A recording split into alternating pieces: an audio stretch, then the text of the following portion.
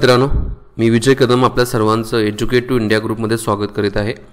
तर मुंबई नागपूर द्रुतगती महामार्गाच्या बाबतीमध्ये किंवा आपण याला समृद्धी महामार्ग शॉर्ट फॉर्ममध्ये म्हणतोय, तर त्याच्या बाबतीमध्ये आपण वन बाय वन महत्त्वाचे मुद्दे इथं समजून घेणार आहोत। परीक्षाभिमुख मुद्दे आहेत, परीक्षेला विचारले जाऊ शकतात, सो सगळ्यांना माहिती असणं काय तर गरजेचे आहेत। बघा, वन बाय वन एक एक पॉईंट समजून घेऊ।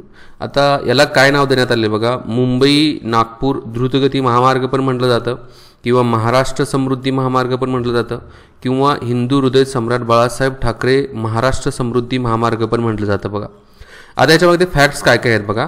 एक म्हणजे 701 किलोमीटर याची काय तर लांबी आहे। आता या ज्या नोट्स आहेत ना, त्या नोट्स मी एज्युकेट टू इंडिया ग्रुपच्या मोबाईल ॲप्लिकेशनमध्ये पण भेटतील आणि त्याचबरोबर टेलिग्राम चॅनलवरती पण भेटून जाईल। लिंक खाली डिस्क्रिप्शन बॉक्समध्ये दिलेली आहे, सो चॅनलला पण जॉईन करा, त्याच्यावरती करंट अफेअर्सच्या डिटेल्स पण तुमच्यापर्यंत येत आहेत बघा।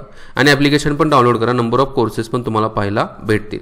तर 701 किलोमीटर याची लांबी आहे, 8 पदरी हा रस्ता आहे, 120 मीटर रुंदीचा नियोजित महामार्ग आहे बघा। म्हणजे या रस्त्याची एकूण रुंदी जर बघितली तर 120 मीटर रुंदी आहे असं इथं म्हणण्यात आलेलं आहे बघा। याच्यामध्ये महाराष्ट्राची जी राजधानी आहे मुंबई आणि महाराष्ट्राची जी उपराजधानी जी आहे नागपूर, या दोन शहरांना काय केलेलं आहे तर या महामार्गाच्या मार्फत जोडण्यात आलेलं आहे बघा। आता याच्यामध्ये हा महामार्ग 10 जिल्ह्यांच्या मधून जात आहे, 26 तालुक्यांच्या मधून जात आहे आणि 390 गावांच्या मधून जात आहे। काही ठिकाणी बघा 392 गाव आहेत, तर दोन्ही पण लक्षात ठेवा, 390 आणि 392। तर या गावांच्या मधून काय होत आहे तर हा महामार्ग जात आहे, इथं आपल्याला दिसत आहे बघा। त्याच्यानंतर पुढे काय सांगण्यात आलेलं आहे बघा याच्यामध्ये की हा जो महामार्ग जो आहे, या महामार्गाच्या बाबतीमध्ये आणखी काय सांगण्यात आलं की हा जो प्रवास जो असणार आहे मुंबईपासून नागपूरपर्यंतचा, हा प्रवास इथून पुढे 8 तासात पूर्ण होईल असं इथं सांगण्यात आलेलं आहे। आणि या प्रकल्पासाठी अंदाजित 55,335 कोटी .32 असं म्हणणं, म्हणजे 55,335 कोटी रुपये काय तर अपेक्षित खर्च आहे या मुंबई नागपूर द्रुतगती मार्गासंदर्भात किंवा समृद्धी महामार्गासंदर्भात इथं सांगण्यात आलेलं आहे बघा। आता या महामार्गाचा थोडा तपशील तर देण्यात आलेला आहे, काय काय मुद्दे येतात बघा प्रकल्पाचे। तर एक म्हणजे महाराष्ट्र राज्य रस्ते विकास महामंडळ या प्रकल्पाची काय करत आहे, अंमलबजावणी करणारी संस्था आहे, हा पण मुद्दा महत्त्वाचा विचारला जाऊ शकतो। दुसरा, सपाट जमिनीवर या महामार्गावर वाहनांची वेग मर्यादा जी असणार आहे ते ताशी 150 किलोमीटर असे म्हणण्यात आलेले बघा। सपाट भाग असेल तर 150 किलोमीटर पर आवर आणि सह्याद्रीचा घाट भाग जर असेल तर 100 किलोमीटर पर आवर याची वेग मर्यादा असेल तर सांगण्यात आलेले बघा।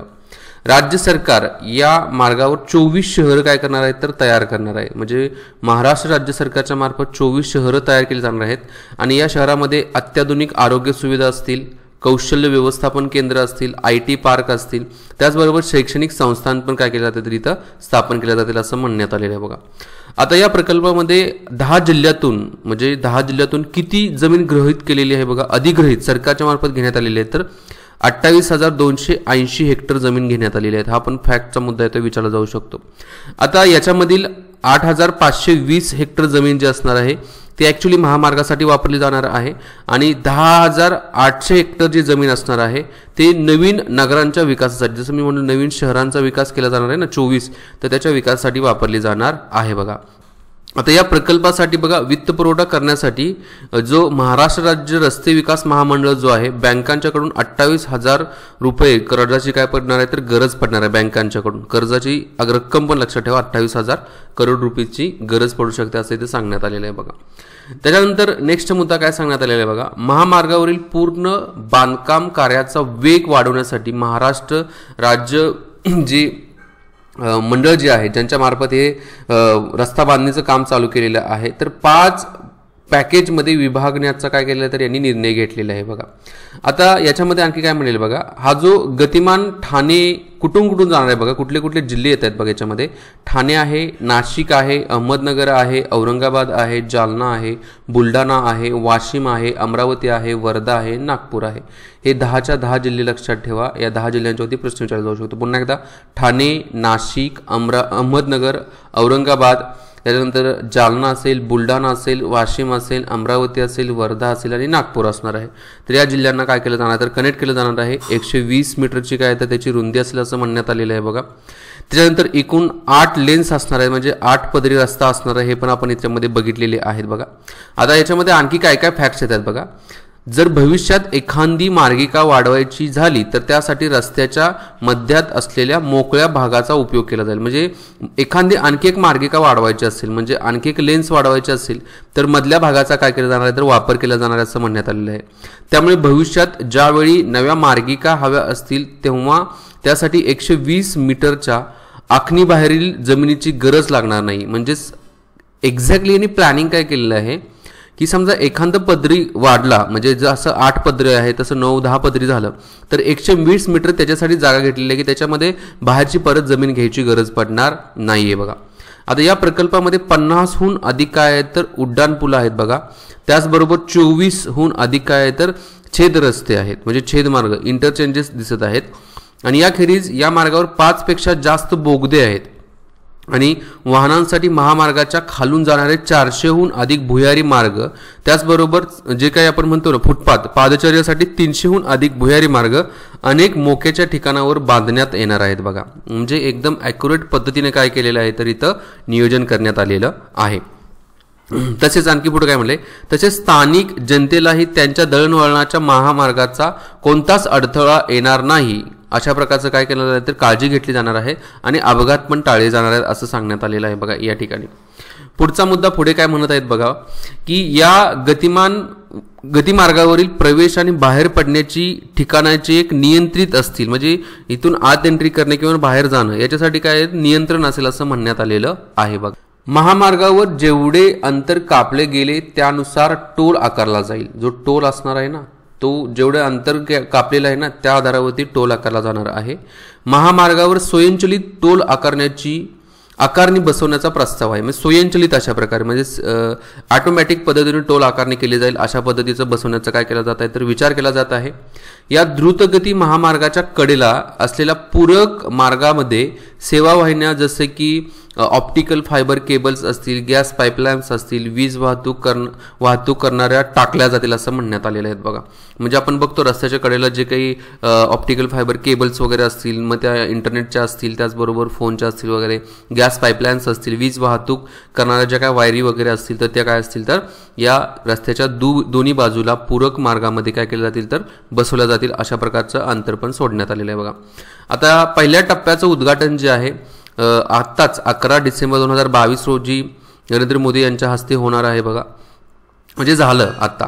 आणि नागपूर ते शिर्डी या 701 किमीच्या नागपूर मुंबई समृद्धी महामार्गाचा पहिला टप्पा जो आहे तो कार्यान्वित करण्यात आलेला आहे बघा. 701 म्हणजे नागपूर ते शिर्डी याच्यामधील जे 701 किलोमीटरच्या कमी म्हणजे 520 किलोमीटरचे जे अंतर आहे ते पहिल्या टप्प्यामध्ये कंप्लीट झालेलं आहे बघा.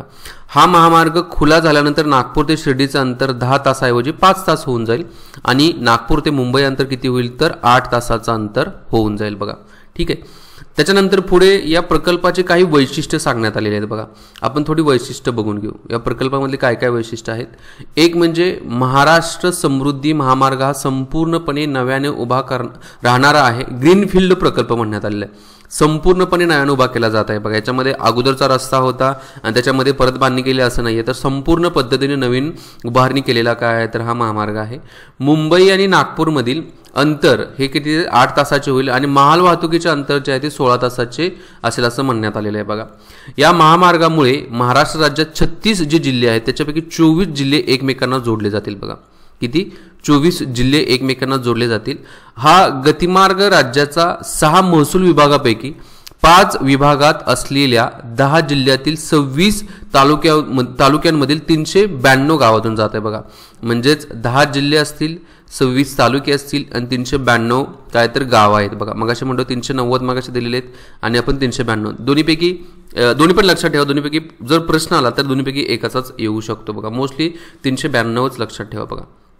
पुढे काय सांगण्यात आलेलं बघा. आता या महामार्गाच्या बाबतीमध्ये काय मुद्दे येतात. यामुळे महाराष्ट्रातील दूरवरचे जिल्हे मुंबईतील बंदराशी जोडले जातील बघा. खूप लांबचे जिल्हे जे आहेत मग वर्धा, अमरावती वगैरे हे जिल्हे जे असतील तर ते काय केले जातील तर मुंबई बंदराशी जोडले जातील, जिथून नागपूरच्या हवाई मार्गाने जगात कुठेही मालवाहतूक होईल असे मिहानशी म्हणजेच multi modal international cargo hub and airport at नागपूरशी जोडला जाईल बघा. म्हणजे मिहानशी जोडला जाईल. मिहान हा काय आहे तर एक याचा एअरपोर्टचा प्रकल्प आहे. तो कोणत्या जिल्ह्यामध्ये आहे तर नागपूर जिल्ह्यामध्ये येत आहे बघा.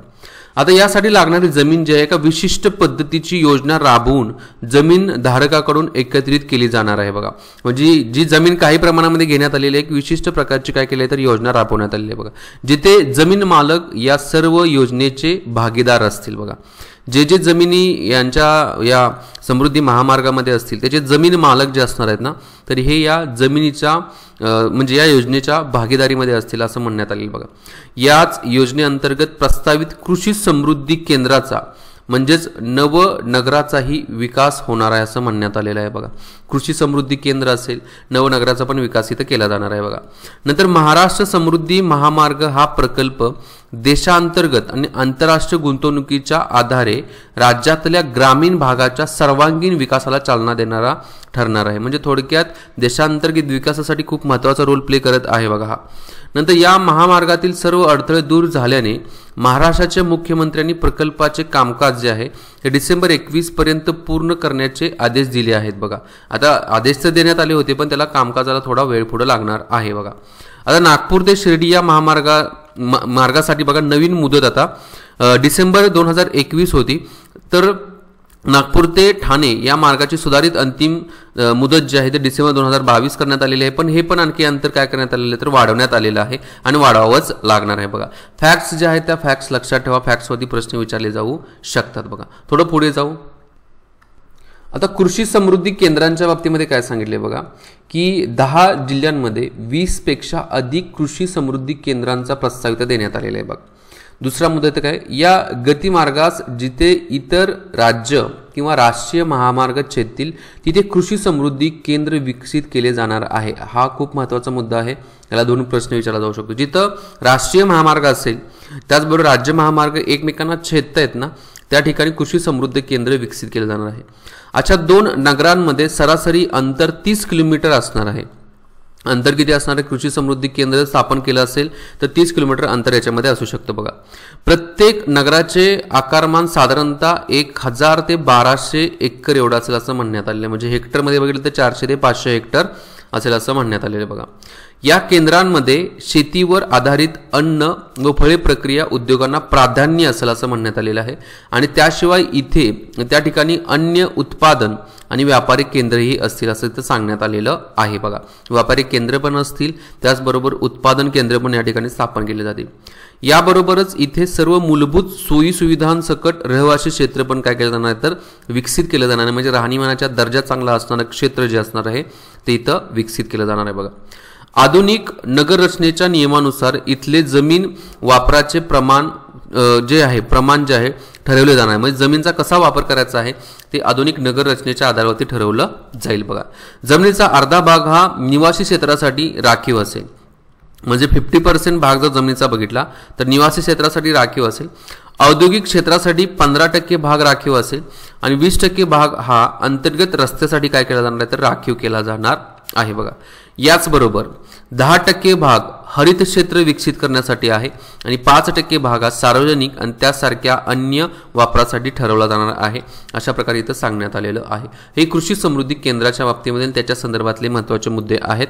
आणि जे काही शहरं विकसित केले जाणार आहेत ना, त्या शहरांच्या बाबतीमध्ये पण इथं मुद्दे देण्यात आलेले आहेत. खूप महत्त्वाचे पॉईंट्स आहेत, व्यवस्थित नोट डाऊन करून घ्या. मी इथं थांबतो. जय हिंद.